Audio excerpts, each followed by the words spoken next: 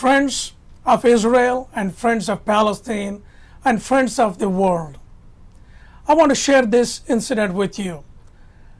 Israel and Palestinians, Israelis and the Palestinians have been there for the last 64 years. When the leadership of Israel addresses the other people, they address them as the Palestinians. And when the Palestinians address the other, they address them as Israelis. So they're talking between Israelis and Palestinians. They exist.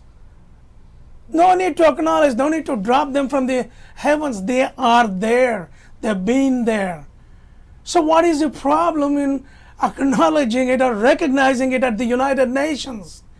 All they have to do is let the world know that the Palestinians exist as they have been talking, and vote for yes. I hope Prime Minister Netanyahu asks the ambassador of Israel to be the first one to vote yes for Palestine. It will open up whole new doors of cooperation, acknowledgement, recognition. It will open the goodwill. It will nurture the goodwill. I hope they do that. Do you see a problem in recognizing Israel and Palestine? What is the problem with the Arab countries? They deal with the Israelis. Why just they don't say Israel exists? That's all it takes. It will open the whole new vistas. There will be peace in the Middle East by taking that one small step, opening their mouth and saying it. They're saying it. They just say it in the United Nations. It will put an end to the conflict. It will be the small step, but leading to the bigger giant step of peace in the Middle East. Thank you. Now go to the next one.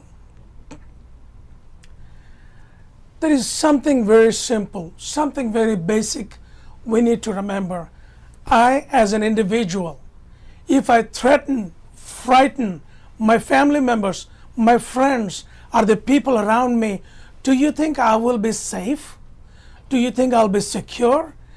I cannot go to sleep worrying that when I'm in a deep sleep, somebody is going to come and get me. Apply the same formula to the nations, whether it is us Americans or Israel or Afghanistan or any country in the world. If you threaten, if you frighten, if you harass the neighbors around you, you cannot have peace. You are always worried for that vulnerable moment when they are going to get you. Why live in fear when you have a choice to do the right thing?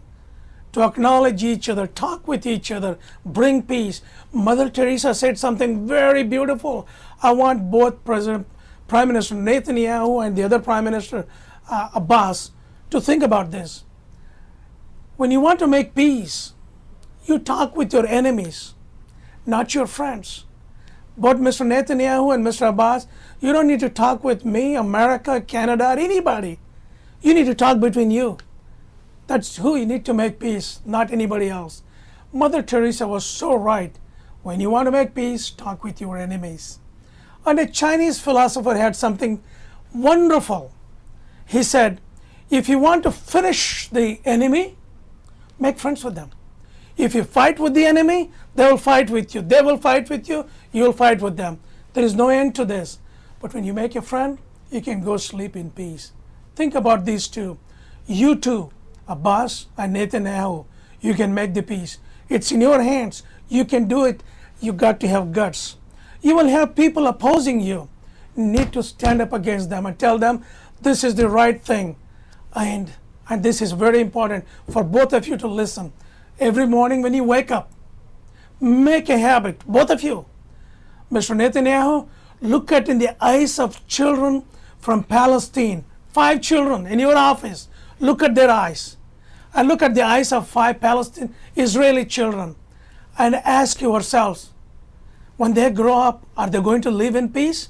Am I a criminal to give them hassles, make their life difficult? Don't think you're a criminal. Think of yourselves as a peacemaker. Imagine, dream, promise those children that you are going to work hard to give them peace, a good, prosperous life.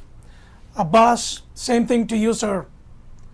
Look up 5 Israeli children, 5 Palestinian children. Think, I'm talking to not only Abbas and Netanyahu, I'm talking to every Israeli and every Jew, every Palestinian, Christian, Muslim, and Jewish Palestinians. Think about each other. If you don't respect, if you threaten each other, how can you expect peace? I, as an Israeli, I, as an American, I, as a Palestinian, cannot demand peace from you. If my heart and my mind is not peaceful, if I'm hateful towards you, how can I ask you to be peaceful to me? I have to drop it first. I am the powerful, I have to drop the first. Then I should look for you to drop it. It will happen. Peace is there in your hands, gentlemen. Abbas and Netanyahu, you can make the difference. Promise to those children every morning that they can look forward for a better future. And say to yourselves, am I a criminal?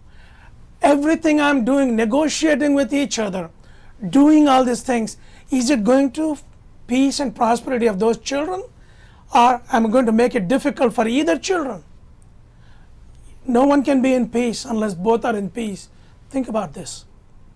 And I ask the people of Israel and Palestine, to think about this seriously. Peace comes from each one of you, not the governments, not America, from you. It has to come from your heart. You want peace. Don't worry. If others don't do what you do, let's not there be any scorekeeping, Israel. If Palestinians take a misstep, forgive them. Don't take revenge. Don't do the scorekeeping. Scorekeeping multiplies the conflict. It aggravates the conflict. It is time for you guys to mitigate the conflict and nurture goodwill. You can take the steps to do it. Yes, you can do it. And we are with you if you do the right thing. Thank you.